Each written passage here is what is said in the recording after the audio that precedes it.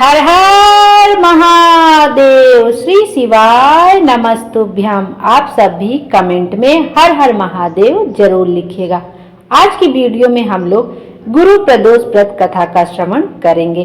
अर्थात गुरुवार के दिन जो प्रदोष व्रत पड़ता है उसे गुरु प्रदोष के नाम से जाना जाता है। त्रयोदशी तिथि में सायकाल को प्रदोष काल कहा जाता है। प्रदोष व्रत को मंगलकारी एवं शिव की कृपा दिलाने वाला माना गया है। गुरु प्रदोष त्रयोदशी व्रत करने वाले को 100 गायें दान करने का फल प्राप्त होता है तथा यह सभी प्रकार के कष्ट और पापों को नष्ट करता है। इस व्रत की कथा श्रवण करने से सुनने से ऐश्वर्य और विजय का शुभ वरदान मिलता है। गुरु प्रदोष व्रत शत्रुओं का विनाश करने वाला भी माना गया है। आइए अब व्रत कथा का श्रवण करते हैं। एक नगर में संजय नाम का एक सेठ रहता था। भगवान की कृपा से उसको किसी बात की कमी नहीं थी। वह सेठ बड़ा ही दयालु एवं दानी था, किंतु उसकी पत्नी उसके ठीक विपरीत बहुत ही कंजूस थी। वह भिक्षुकों को द्वार से खाली हाथ ही लौटा देती थी एवं पति द्वारा दान दिए जाने पर अत्यंत क्रोधित होती थी।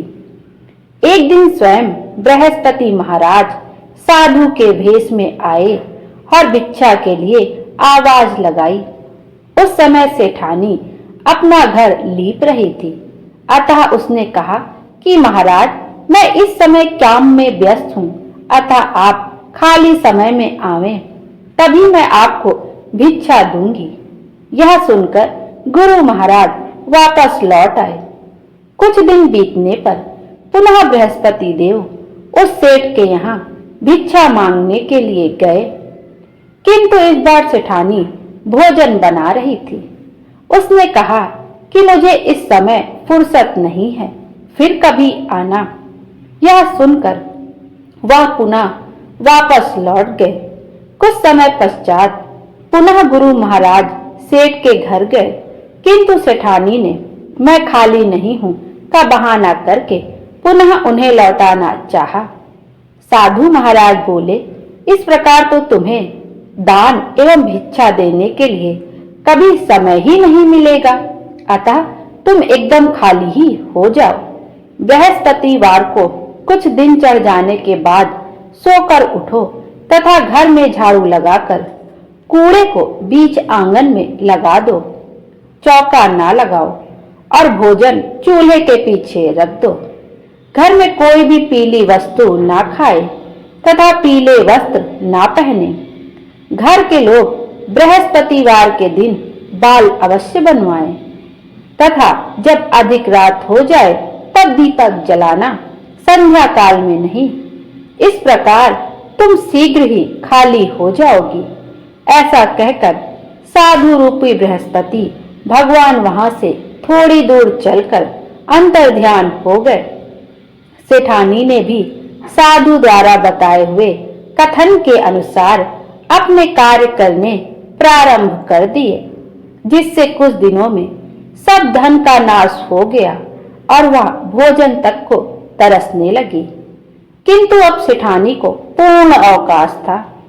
कुछ दिन बीतने पर बृहस्पति महाराज पुनः उस सेठानी के घर भिक्षा मांगने के वास्ते गए।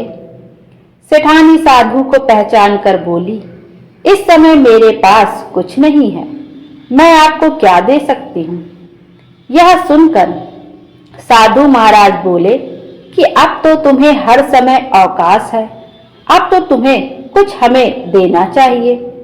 साधु महाराज की बात सुन सेठानी ने पहले की हुई गलतियों के लिए क्षमा मांगी और कहा कि आप मेरे ऊपर दया करके ऐसा उपाय बताने की कृपा करें जिससे हमें धन धान्य की पुनः प्राप्ति हो। अब मैं कभी किसी को खाली हाथ नहीं लौटाऊंगी और आप जिस प्रकार से कहेंगे आपका कहना मानूंगी। सेठानी के इस प्रकार के विनय को सुनकर साधु महाराज ने कहा, अब तुम अपने नियमों में परिवर्तन करो। प्रातः काल जल्दी सोकर उठो घर को गाय के गोबर से लीपो। शाम को सूर्यास्त के बाद ही समय पर दीपक जलाओ। भिक्षुओं एवं महात्माओं को खाली हाथ ना लौटाओ। बृहस्पति के दिन घर वाले लोग हजामत ना बनवाएं।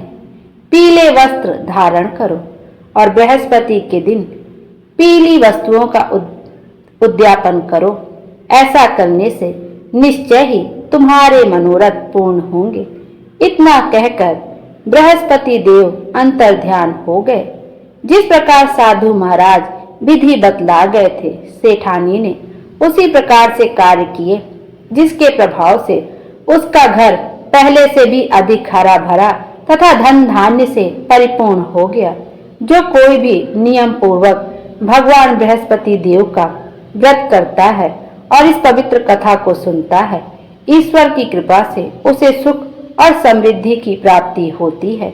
इसमें किसी प्रकार का संशय नहीं है। बोलो बृहस्पति देव की जय, बोलो शंकर भगवान की जय।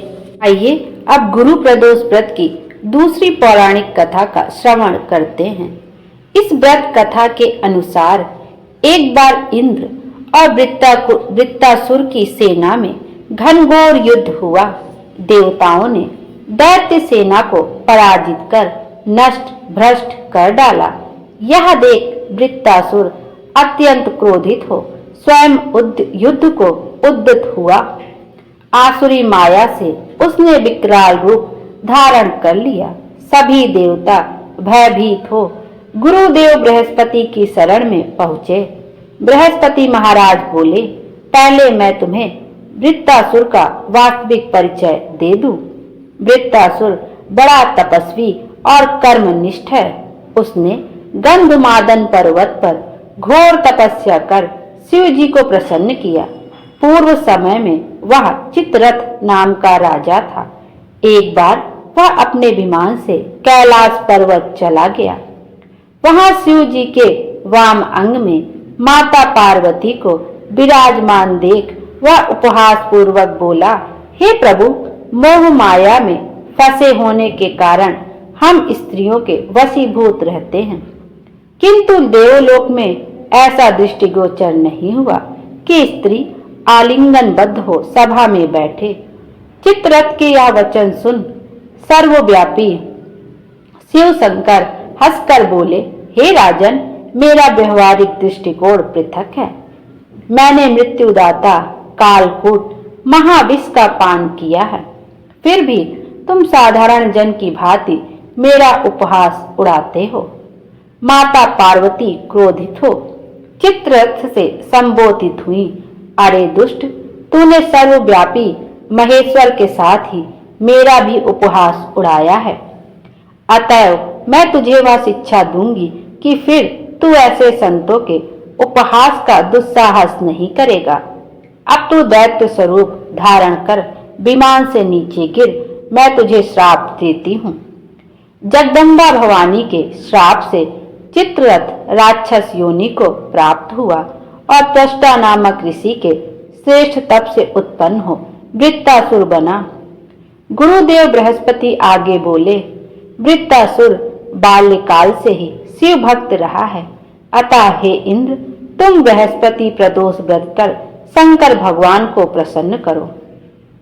देवराज ने गुरुदेव की आज्ञा का पालन कर बृहस्पति प्रदोष व्रत किया। गुरु प्रदोष व्रत के प्रताप से इंद्र ने शीघ्र ही वृत्तासुर पर विजय प्राप्त कर ली और देवलोक में शांति छा गई। अतः प्रदोष व्रत हर शिव भक्त को अवश्य करना चाहिए। बोलो शंकर भगवान की जय। हर हर महादेव। भोले बाबा हम सब की मनोकामना पूरी करें और हमारे जीवन को खुशियों से भर दें। Thank you.